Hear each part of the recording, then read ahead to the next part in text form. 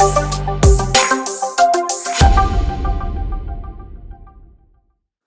right, guys. Hey, welcome back to our continued conversations. Last week we did the Man's Search for Meaning, and we are starting a new book, which I am excited about. It is by Brené Brown, who has done just tremendous work on shame, vulnerability, what she calls wholeheartedness as well. And we are choosing to do one of her books. It's called Dare to Lead. And it's really supposed to be geared towards leadership. But I'm going to ask Scott, why did we choose this one? Yeah. Well, my first answer would be it was such an amazing book, so captivating that I believe I've listened to it twice, and now I'm rereading it a third time just to get ready for these videos. But I really want to encourage you. I think the work Brené Brown is doing, particularly in the area of leadership and vulnerability, is being recognized in a very broad audience. And so, but specifically as it relates to recovery, she says right in the beginning of her introduction, she tells us why she wrote this book. And I think here's the overlap with recovery. She says she wanted to she wanted to write a practical, actionable book about what it takes to be a daring leader. And then she goes on to say her second purpose, which is similar, is who a leader is. A leader is anyone who takes responsibility for finding the potential in people and processes and who has the courage to develop that potential. And in recovery, we really do need to, obviously, we would view this in the context of God's work in our lives. But humanly speaking, we really do need to lead ourselves through a particular process. Many of us would look at the backbone of the 12 steps and its biblical basis as that process. But if we're going to move forward in our recovery, we have to take responsibility, name the issues that we're struggling with, and we have to lead ourselves, obviously with God's help, through the process of recovery. And so that's why I'm excited to talk about this book a little bit with Nathan. And our goal is hopefully that you might pick it up and read it and think about how it applies to you. And then secondly, we always invite you to join other brave individuals. And bravery is something that she talks a lot about, who are attending Celebrate Recovery on Monday nights. And as many of you know, we meet at 7 p.m. in the chapel at Christ Community Church.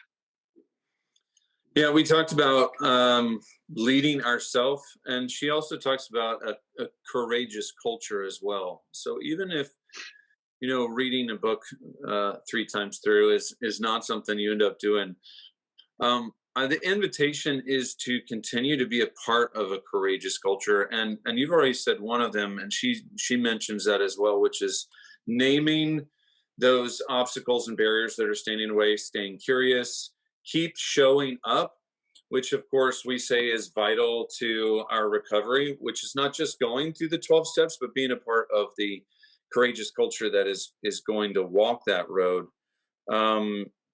So that way those things that have been barriers and obstacles won't continue to be or have the same power as they used to. So I just enjoy going through some of the ways to lead ourselves, really. And she's giving these sections. So one of them is, it's been interesting because she did, of course, lots and lots of interviews, which is her usual thing.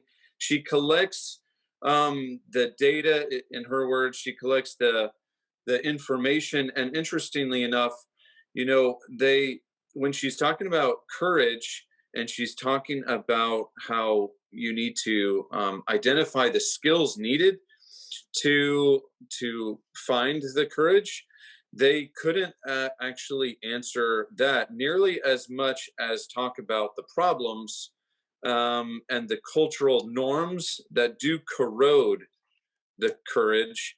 And I know you wanted to mention some of those as well.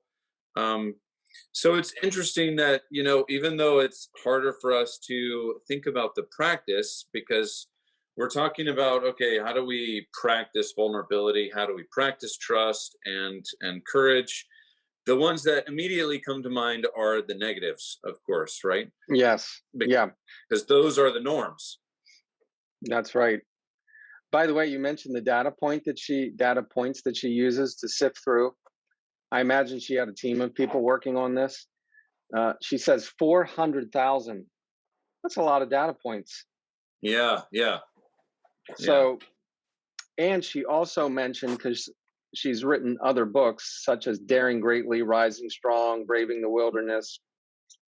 But then the one, if I didn't hold this up yet, we're talking about today, Dare to Lead, is actually seems to be a summary of all those, because she says, don't worry if you haven't read the other book. So we highly recommend this one in particular. But going back to 10 behaviors and cultural issues, I won't read them all, but some that stand out to me. Mhm. We avoid tough conversations, including giving honest, productive feedback, which reminds me a lot of the last book that we just did, The Other Half of Church. And Mhm. that was one of his key ingredients for healthy soil, was giving honest, having tough conversations, and giving helpful feedback. Um, I won't read them all, but she also says we get stuck. I think of recovery, we get stuck and defined by setbacks, disappointments, and failures. I think of people at a Celebrate Recovery meeting. I just talked to a friend this weekend who just surpassed 3 years in his sobriety, and it was so awesome to celebrate that with him. But I Mhm. also think of the times when we fail, as we would define it. We fail and we take a step backward in our recovery, and we can get stuck there. Mhm. She mentions blocks like too much shame and blame. Um, she also mentions that this really stood out to me, organizational values. She says are gauzy, which I'm like, gauzy, Gauzy. I had to think about that one. But she's saying that are basically flashy and assessed in terms of aspirations rather than actual behaviors that can be taught, measured, and evaluated. Yeah.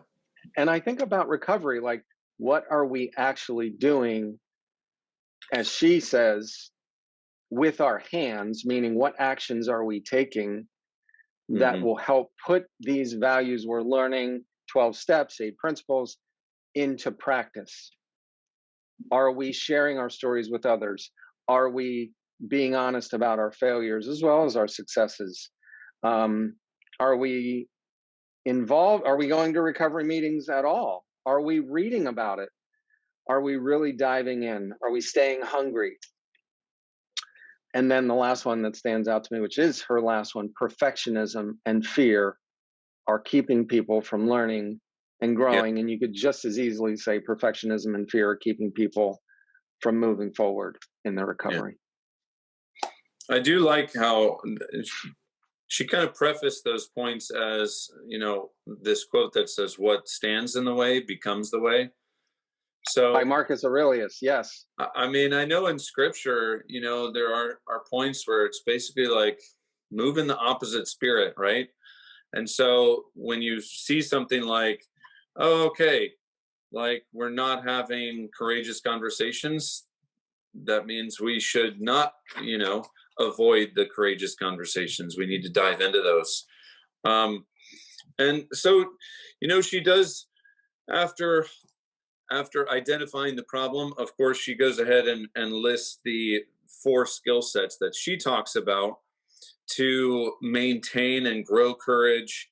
And she says they can be grown as a skill, they can be taught, they can be observed, they can even be measured, according to Brené Brown as well. And the first one that she mentions is rumbling with vulnerability. And I actually like that word rumbling, because it kind of stirs up that emotional, just like we had in the other half of church. You need words that kind of have this physical response to it. And she basically says rumbling for several reasons, but one of them is because it's going to be messy and that it stinks. It actually is tough to dive into that because you're not preparing for the possibility of disappointment and failure. You're moving into failure and disappointment with the knowledge that you're still all in, even though that is